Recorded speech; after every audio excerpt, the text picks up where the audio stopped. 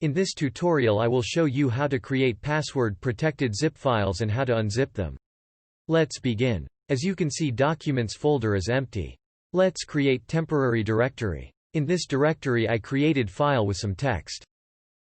To create password-protected zip file which will contain folder, we need to use zip command with two options, E to encrypt, and R as we need to pack folder which has files in. As first argument after options we need to provide name of new archive with zip extension. As second argument use folder to compress and execute. Provide password. Repeat password. And zip file has been created. To unpack zip file and other directory use -D option and provide name of directory, in which you want to extract zip file. If directory does not exist, this command will create it. Provide password that you used to pack archive and it's done. Now let's verify that extracted folder contain correct file.